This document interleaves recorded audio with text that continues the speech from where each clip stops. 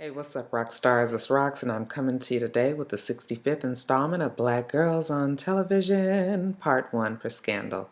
Let's get to it, shall we? All right, you guys, so I am in the house. As you can tell, it is Veterans Day. Well, it's not Veterans Day. We're observing Veterans Day today. Veterans Day is actually tomorrow, but I'm off today, and I don't feel like getting in my car. So we get the video at home. The problem with doing the video at home is since we got these hardwood floors, now it's an echo. So I know it makes the sound distorted if I get too loud. So we gonna keep it right here. We ain't gonna get excited or nothing, you guys. We gonna keep it right at this level here so that everybody can hear. We don't get annoyed by the bounce back and the echoing and everything. Sound like a nigga ain't got no damn furniture in their house. I swear I do. Anyway, you guys, so it opens with Liv telling Melly what happened. And Melly, of course, is heartbroken. She's breathless. She can't believe it, but she's got to get it together. She tells Liv to get the Secretary of State and everybody else down to her office. Okay, they got some shit to plan. But we find out that Jake and Olivia were actually the ones behind the bombing. The camera flips to the two of them talking. We did do the right thing. Of course we did. Then we jump over to Cyrus and his man Glackland. They're in a relationship. Glackland loves his little Cyrus, cooks some food and everything, and Cyrus entertains him. Something different for Cyrus. When Cyrus is rushing off for work, Glackland is asking him, like, why can't you give me any security clearance? Okay, just tell me the secrets. I won't tell anybody.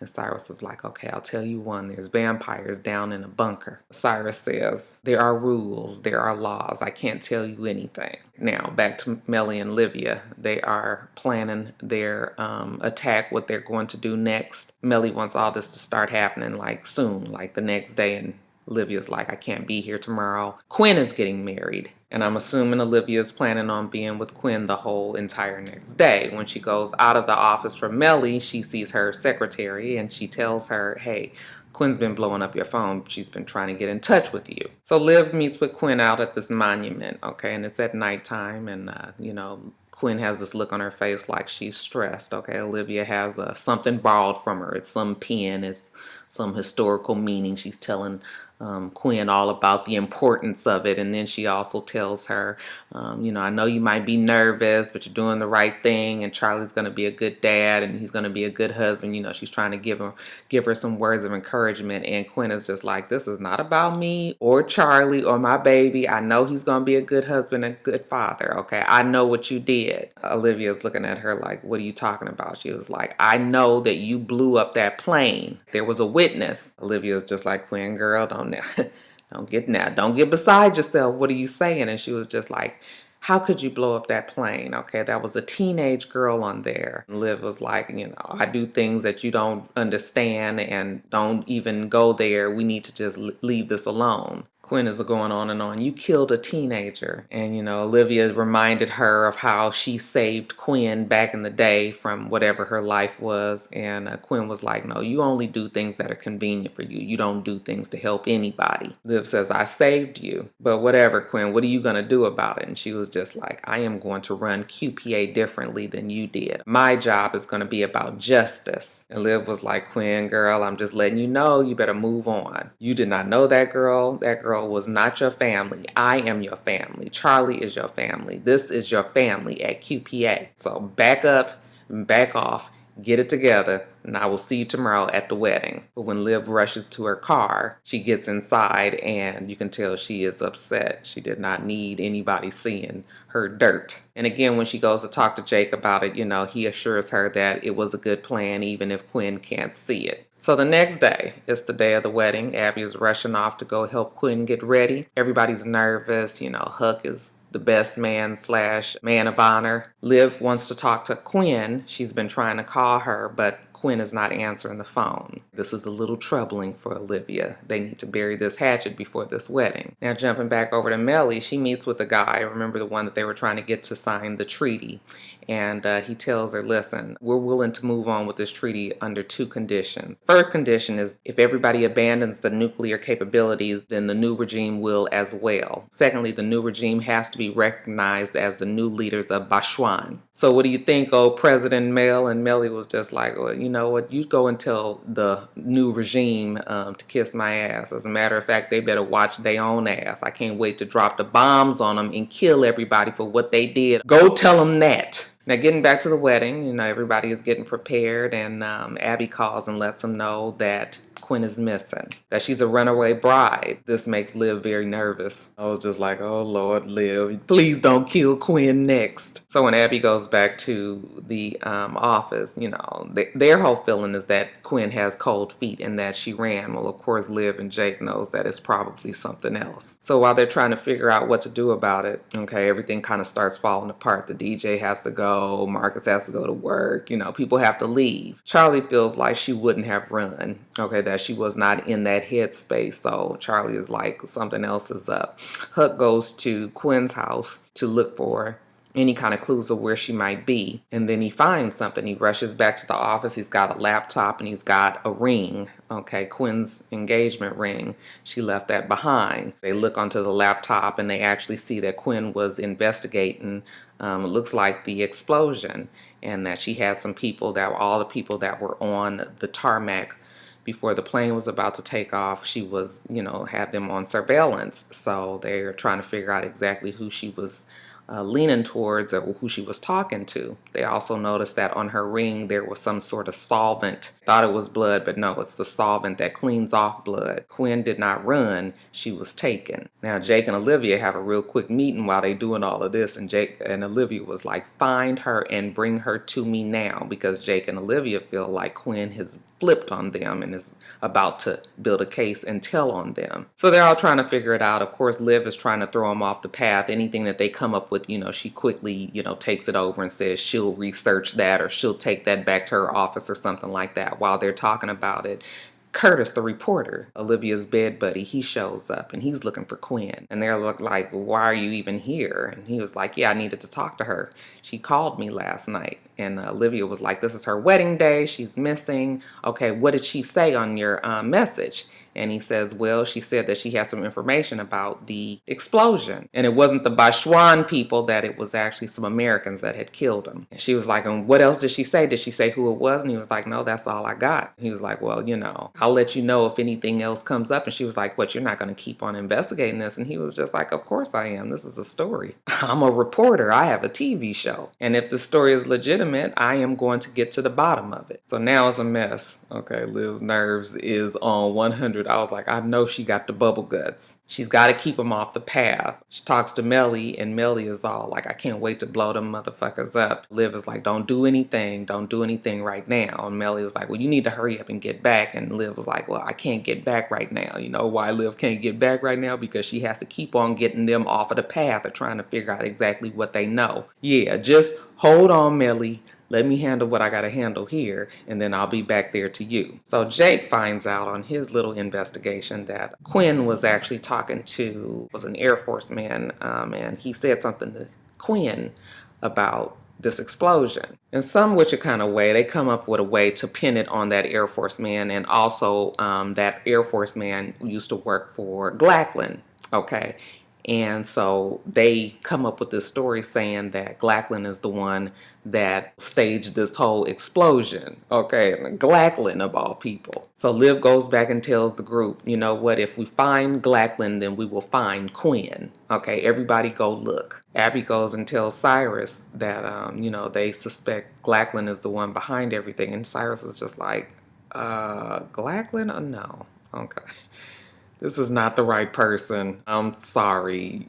There's no way. Okay. You ain't really even got enough sense to do something like this. And she was just like, well, if, you know, if he is the one responsible and if he has Quinn, you know, and Cyrus is like, listen, I'll take all the blame in the world. But then when Abby leaves, Cyrus starts to think about their conversation earlier, how Glackland was trying to get him to tell him information, you know, classified information, and wanting security clearance and all of that. So now he's sort of like, am I getting played? So he goes back and he tells Abby and Olivia and them, you know what, he did want to get did want to get clearance, and he wanted to know some classified information. So now I can't really be too sure. And they were like, okay, well, we need to get him here. Do you know where he is? So Cyrus tries to call him, but he can't answer the phone. And you know why? It's because he's wrapped up like a sausage in saran wrap, and Charlie is over there torturing him with a bag of oranges, hitting him all in the stomach and the chest because he thinks that Glackland knows where Quinn is. It was just the cheesiest little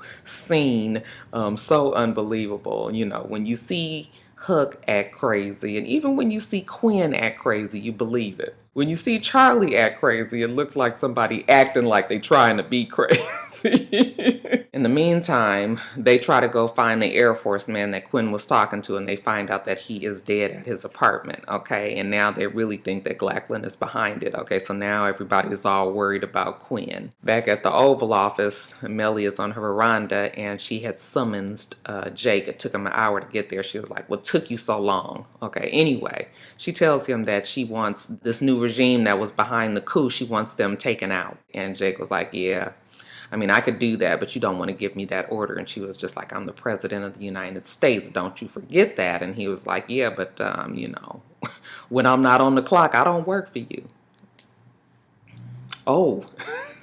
She was like, okay, well, I guess that'll be all then. I was just like, oh, yes, all right, Jake. So that doesn't work for Mellie. And so now she has summoned Marcus, okay? And Marcus is quite annoyed. He don't feel like all this. But anyway, she meets with him in her limousine. And he's like, what is all this? And she was just like, I don't know what to do. And he was just like, what do you mean you don't know what to do? Go on and get your treaty signed and let that be that. I mean, what's the big deal? And she was like, the big deal is that they blew up this plane and, all of that. And he was just like, and so what's that got to do with anything with what you trying to do? He's thinking that she just wants to go to war. And he was just like, no, you got your egos in the way, and it ain't even that big of a deal. Okay, get the shit signed, stop making it such a such a monumental crisis, and move on with your life. Is that all? Do you need anything else from me?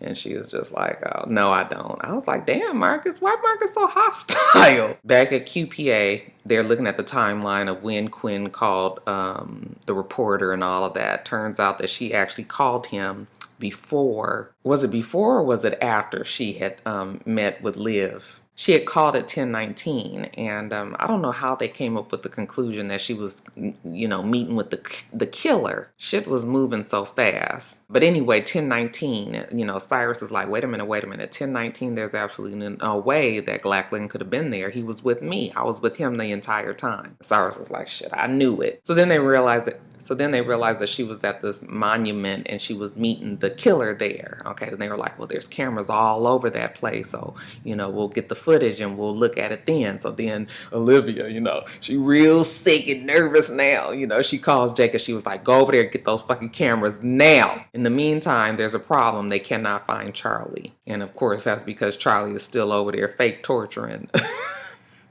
And Hook is the only one who realizes, since he was with B613, that Charlie is probably doing something to Glackland. So he rushes over, he finds where Charlie is, and right when Charlie is about to scrape all the skin off of Glackland's face with this damn, rake thing, Hook lets Charlie know that he was not the one who took Quinn. Okay, right in the nick of time, poor Glackland. Back at the Oval Office, Mellie meets with the man and she told him to go back and tell him that she was going to blow him up. And he was like, listen, I can't go back and tell him that. I got family over there, that's just really not the message that I can go back with. And she was like, all right, I was tripping. Go on back and tell him we're going to sign this treaty, okay, exactly the way that I say it's going to be. Ain't going to be negotiations or anything. They're going to sign it, they're going to get it back, we're going to move on, and okay, we'll recognize them as the new leadership of Schwan.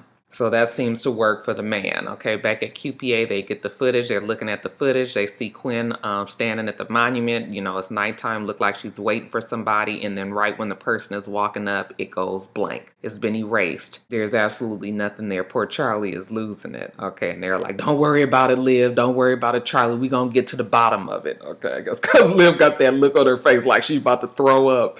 I was like, that's what she worried about. And then we see Cyrus back at the house with his man Glackland. He's comforting him, okay? To think that his man could do something like that, okay? Glackman was like, you did tell me it was vampires. You didn't tell me they came with a bag of oranges. Oh, you guys, I really like them two together. I didn't never watch. That guy obviously was on some other show, and you guys was like, that he ain't supposed to be on here. But I actually think that Cyrus and this guy together is a cute little couple. Y'all know Rocky love. And then back at the Oval, you know, Mellie is upset. Her man is gone, but it is what it is. What can she do about it but move on with her life? You see Charlie and Huck. They're having a drink, a toast to their old girl, hoping that she's okay somewhere out there. We see Abby and David. Now, earlier she had told him, don't get all mushy at this wedding. But now that she needs David, you know what? She actually gives him a kiss, holds his hand, and cries on his shoulder. I was like, I don't even think I want them two to get back together. And then lastly, we see Jake and Olivia. They're in the little bunker for the B613 at the White House, and Jake has some footage. He actually found something. All right, so when he's letting Olivia see the footage, it's actually just a whole bunch of snow. She was like, well, what am I supposed to be looking at? And he was like, actually, it's erased footage, but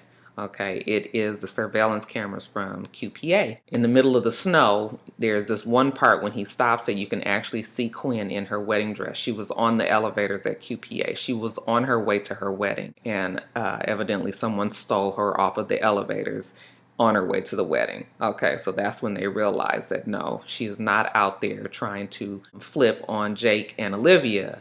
Somebody has indeed stolen Quinn. And that's how it ends. Alright, you guys, that's it. Make sure that you rate, comment, and subscribe to the channel. I'm itsrox. The channel is for itsrox. Everything else I do will be in the bottom bar. Alright. So I hope that you have a wonderful rest of your day. I plan on doing the same. Till next time, Roxstars.